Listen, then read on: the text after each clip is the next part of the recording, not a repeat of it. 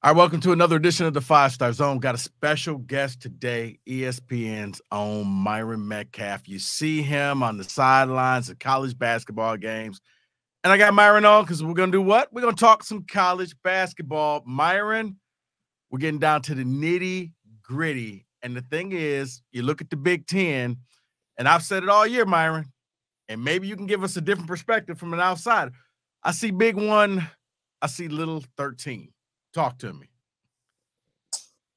You mean Purdue and everybody else? Is that what you're saying? Purdue and the Purduettes. Yeah, it's like Purdue's going to be a one seed. Now they're struggling a little bit, but I think it's freshmen hitting the wall. But when I look at the other Big Ten teams, man, I can't tell you who's the second best team in the Big Ten. Yeah, I think that second tier though deserves a little more respect than maybe it did a month ago. Because I think what you had is like a lot of teams, whether it was injuries, whether it was young players trying to figure it out, it did feel like it was Purdue and everybody else. I still think Purdue's the best team in America, but I mean, Indiana, the way they played, and I know they just lost, but I mean, they've looked really good. You look at what Northwestern's doing.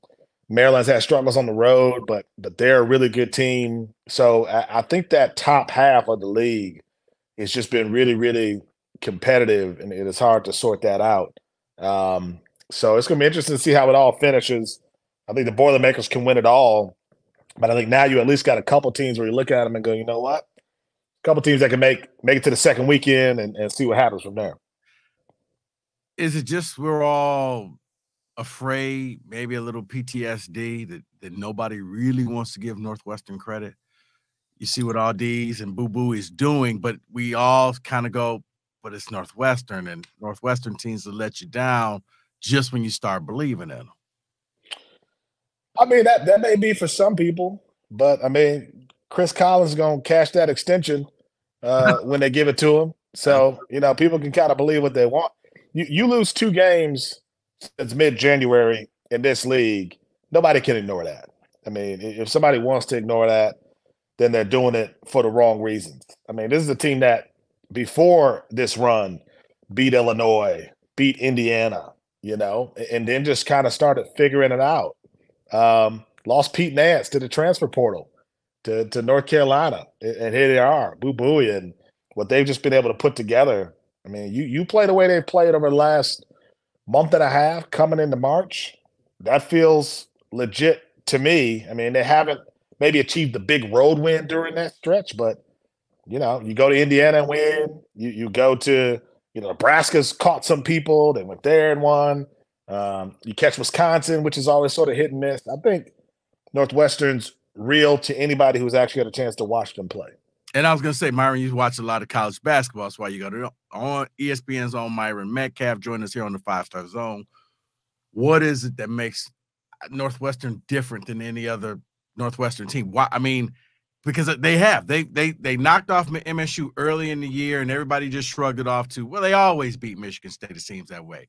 Then they just start taking their shots, and okay, well, now they just beat this team, and now they just beat Indiana, and now they're just taking no prisoners. I mean, is the message just finally setting in, or, what's so special about this Northwestern team? Because they've always been tryhards, but this year you don't want to play them unless you're Michigan, who's actually swept Northwestern this year. But that's a whole nother topic. I think they might be the most balanced team in the league after Purdue. I mean, top 25 adjusted defensive efficiency. They're forcing the most turnovers in the Big Ten. They get after you, and they maintain some poise offensively. I thought what they did to Iowa, beating Iowa by 20, I know Iowa isn't the Iowa of maybe past years, but that's you beat any team in this league by 20. You got to acknowledge that. You put up 80, you hold them to 60. That has to count for something. And I think what's coming now for them too is the confidence. Like, we tend to judge teams on January, even though every year we know that that's not right, but we do it. A team gets off to a tough start and we already decide what they're going to do. You got 3 months left in the season, and people are on January 8th. I said, well, I told you they're not going to do it. Well, I told you they're not good enough. You got 3 months left. Like, how could you make a decision like that in a sport where we've watched teams that were irrelevant make a run in March. North Carolina did last year. You know, obviously the Kemba Walker moment. We've watched teams that we were just sure we're going to bulldoze everybody in the field, and they went home on day one. So I think Northwestern's a good example of a team that's building momentum at the right time. They're balanced. And now, you know how this is, Rico. Once you start getting some of those wins over top teams and you start feeling yourself a little bit, you're not afraid of anybody. And I think now they've gone from the underdog that was supposed to be intimidated by everybody to now everybody's afraid of them. Don't nobody want to play Northwestern in the Big Ten tournament? Don't nobody want to play Northwestern in the NCAA tournament? And nobody would ever thought we would say that 2 months ago.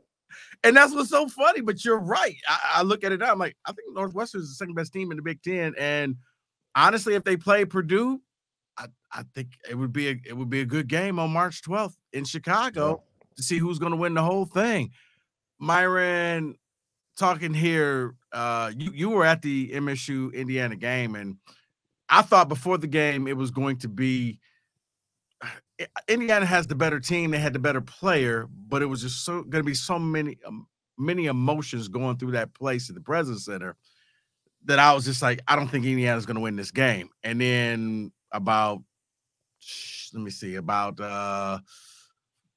2 minutes into the game, I felt like I was all wrong. Indiana jumped out to about a 9-0 lead. It looked like it was going to be a boat race. But then all of a sudden, Tyson Walker hits a three. He hits another three. And before you know it, Michigan State is back in there. Just as an outsider, man, what was it like for you sitting there courtside at a game with such magnitude of emotion, of everything, with the students, the ones who were killed, the other ones who are still injured, all the ceremony, the empty seats in the zone? Tell me, what was it like for you sitting courtside? Yeah, so we talked a lot going into that game about the right tone. We wanted to establish the right tone. We wanted to make sure that we were respectful of everybody involved. We wanted to make sure that we were making sure that the viewers at home understood that we knew that this was bigger than basketball. And that was hard to do, you know, because there was an element there of like, you know, are we doing this the right way? You know, we had a lot of pre-production meetings on what to say, how to say it. And, you know, give Michigan State a lot of credit.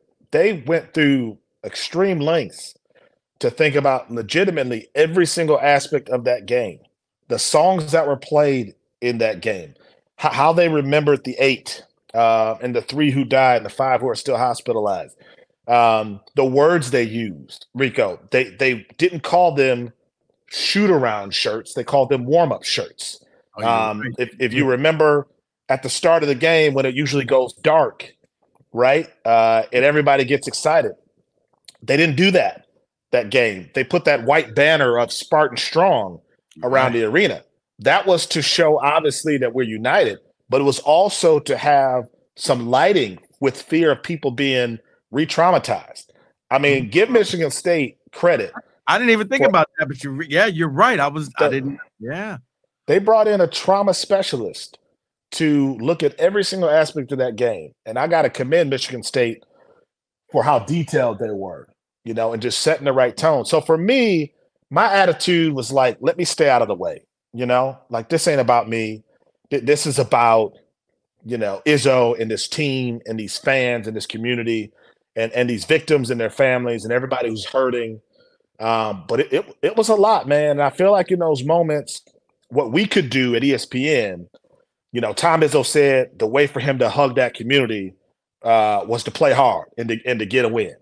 And for me, okay, how can I enhance the game to try to facilitate that? And that's what I tried to do. But as I was leaving is when I felt so much of the emotions attached to it. Where it happened is a block away from the hotel I stay at when I'm in East Lansing. Right. And I had been there a week before the shooting, and I was there a week after. But I just got to commend everybody in that community, man, because I felt like everyone set the right tone, said the right things, did everything the right way. And I was honored to be a part of something. And like I said, for me, I just tried to stay out of the way. Myron Medcalf, ESPN. You see him on college basketball sidelines because, well, he's the man. He knows his college hoops. And Myron, when you actually see the game, we kind of talked about Northwestern. The two teams that we're playing. Indiana, I do think, is a team that I think they could get to the Sweet 16. Trace Jackson Davis is a man amongst boys. I mean, I think the Big Ten is fortunate he decided to come back because when you watch him, you could just see how much better he is than everybody else. I think they can. This MSU team, I have no idea because I say that not because I graduated from there, because this is the type of team when Izzo has a team that you count out, the next thing you know, they're at the Final Four.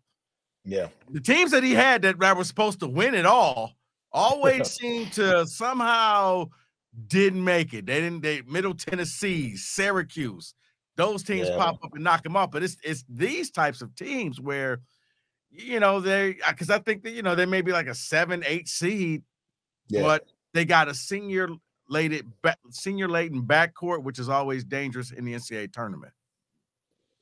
Yeah, I mean, I'll say quickly about that Middle Tennessee loss. Like we all know them boys was 33 years old. I mean, that was I saw people walking in there. They had pensions and they'd been on the job 10 years, came back. That was an old team, man. That was an old Middle Tennessee team that got them. But yeah, I mean, Tom is always honest whenever we talk to him before these games about this not being that team. I can't think of the last time, and maybe the last time you had a stretch where you thought about Michigan State and you thought to yourself, they don't have one of the 3, 4, 5 best players in the league on their roster. I mean, this is rare, right? There's always a dude where you go, okay, he's a top tier player in this league, in Michigan State, no matter who they're playing, that guy can go and get it. And this just hasn't been that team.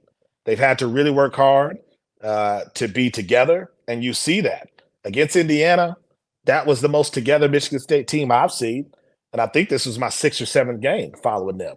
But you've also watched them fall apart in moments where they don't play that. They don't have the option to just move out of the way and say, here's Denzel Valentine, I'm going to give him the ball. Here's Kalen Lucas, I'm going to give him they don't have that. Right, no cap.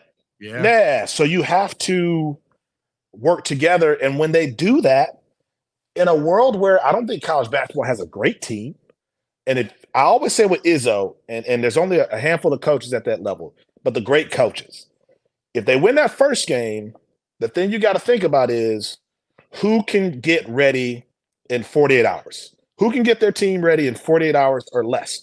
And that's where the X's and O's and the really great coaches stand out. That's what Izzo does. You might have a better roster, but if he gets to that second round and you're some 38-year-old coach who hasn't been there before and he's got 48 hours to figure you out, he has the edge. But I think these guys got to play together to put themselves in the best position to get there and to compete. Because when they don't do that, when AJ's just doing whatever he wants to do, when Joey Howe's just kind of taking a nap, when Tyson's kind of hot and cold, then it falls apart. I think also Malik isn't Malik. Like Malik, I saw a healthy Malik. And this guy is a guy to me who is playing through an injury, fearful of re-injuring. And there's a hesitation with Malik that you didn't see in December or when he came back. Like that's a big factor in this too. It's funny that you say that because I've said to me, it looks like when I see Malik on the court, he's trying to make up for all the lost time. So he's trying to score all those points that he didn't score. He's trying to do all the moves and shoot all the shots and get them all in there where it almost sometimes he stops being that team player and he becomes, okay, I'm just going to back down my defender and try and shoot a shot where you're right. Back in the day, man, he was a passer. He could find that open guy, but you're right. Ever since he's been back, something's missing. He's just not that same Malik. No, he's not. He's not healthy. You know what I mean? Like he's just not, and that may be more mental than it is physical. But yeah, you see him forcing things. You see him just not. But Malik, to me, what he was always so good at was just being where he needed to be at the right time. Right. You know, positioning was always such an important part of his game. I was at the Kentucky game at the Champions Classic. Yeah. And like Malik in that game down the stretch, it wasn't just the playmaking, it was he just found a way to be in the right spots when they needed him to be. And this Malik feels a little more like I'm still trying to figure out kind of where I'm at in a team that kind of had to rally without me a little bit. And now I'm kind of jumping back into this game of double dutch and trying not to trip and mess up the rope. You know what I mean? But I still think there's room and time for Malik to kind of get back into that rhythm, get his head straight, and then be ready for the postseason, because that's an element of this that nobody's really talking about. But I've seen it develop, and that's a factor in the ceiling of this Michigan State team. I remember, let's go down the road a little bit. Juwan Howard, Michigan Wolverines, they got the win over Michigan State. But as of now, according to Lenardi and according to a lot of bracketologists, they're on the outside looking in. Is it simply Michigan has to run the table if they want to get in? They got Illinois. They got on the road to Illinois, on the road to Indiana and Wisconsin. They got Rutgers Thursday night tonight. You got to sweep all those games, win a couple games in the tournament. Is it just you've already hit tournament mode, I guess? Is that what Michigan is at right now? Yeah, I think the message from Juwan Howard has to be you got to win everything. You know, you got to go into this stretch feeling like you either have to win every game or at least go 3-1. You got to get one of those road games at the end. The good news for Michigan is this is like one of the softest bubbles I've seen. Like there's a pile of schools, man, 10, 15, maybe 20 deep where you're like, I mean, one or two games are going to separate everybody. And guess what? And we know this. You're going to get some TV exemptions potentially on Selection Sunday. You're gonna get some teams that if you're blue blood, it might be a little Kentucky, a ratings boost might help you out. So, but I talked to Juwan Howard. You know, I've done a bunch of their games, and I said, "Do you ever think about where you are in terms of bracketology?" And he said he never thinks about that stuff. It's a weird fall because the talent is there. They have one of the best bigs in the league. They have a first round pick in Jace Howard. They have a lot of components. Now, losing your starting point guard early, that hurts, but I'm surprised that they've gotten to this point where you're like, man, they kind of got to win out to kind of get back in the mix and to feel any sense of comfort going into the Big Ten tournament. Yeah, they can't afford to lose anything. Myron, before I let you go, don't know how much you've been all up on this Alabama basketball with the young lady getting killed, Darius. I mean, it's just kind of a wild story. And the latest is, with Brandon Miller, the star guy on the team. Did Nate Oates make the right decision? Did Alabama and the AD and the athletic department make the right decision in letting him play? I mean, there's allegations, he brought the weapon to his teammate. Now his Brandon's lawyer is saying, no, he didn't know the gun was even in the back seat. I don't think he's going to get charged with anything, but my rationale is this, and then I'd love to hear what you have to say. If I'm Nate Oates, I got to set you down a little bit because you should have known better. You're bringing negative attention on this team and this program, and nobody should be bigger than the program. And you handle this now, the story kind of goes away. We found out, we took care of it, and we're going to move on. But it seems like the longer this drags out, the more and more, they struggled against South Carolina, a team that they should have handled last night. I just kind of think that this is going to be the downfall of Alabama, and I just think that Nate Oates is kind of making a mistake in handling this situation. Yeah, it's been a crazy year, man, between this and New Mexico State, which I covered, and Chris Beard. I've been involved in all those stories. And did he make the right decision? Time will tell. There are forces much bigger than I am who have to ultimately make that decision, and who have apparently made that decision about whether or not Brandon Miller is culpable.